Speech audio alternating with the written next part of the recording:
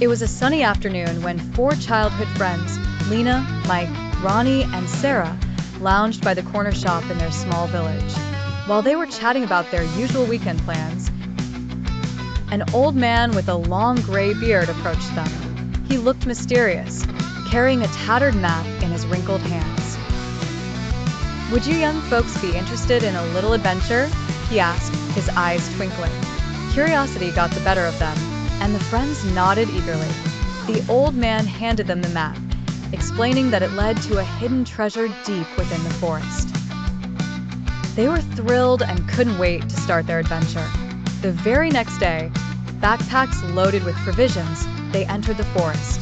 The first issue arose a few miles in when they encountered a fast-flowing river. Lena, an ingenious thinker, suggested they build a makeshift raft using fallen logs and vines. With teamwork, they managed to construct a fairly sturdy raft and cross the tumultuous river. Their relief was short-lived when they heard growling in the underbrush. A pack of wolves lurked nearby. Quick-thinking Mike remembered they had some leftover food and tossed it far away from their path, luring the hungry animals away from the group. They seized this chance to sneak away unnoticed. As they ventured further into the forest, the path became increasingly unclear as thick fog descended upon them. Ronnie, always the organizer, proposed that they use their compasses and the shadow on the trees to determine the sun's position and align it with the map. His calculation paid off, and they were back on track shortly. The next obstacle they faced was the treacherous terrain filled with thorny bushes, some of which were poisonous.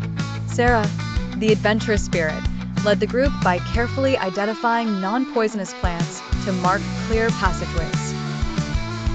Finally, after what seemed like an eternity, they found themselves in front of a cave. Their hearts pounded with anticipation as they went inside, each of their footfalls echoing through the cavern. There it was, the treasure glimmering in the dim light. As they stood awestruck by the mound of gold and jewels, Lena spoke the thought they all shared but hadn't yet dared to voice. "Our village, it needs a school.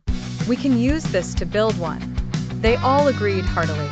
Returning as heroes, they discussed their newfound wealth with the villagers and set underway plans to construct the first school in their small village. Their adventure had not only tested their friendship, but also brought a bright future to their home.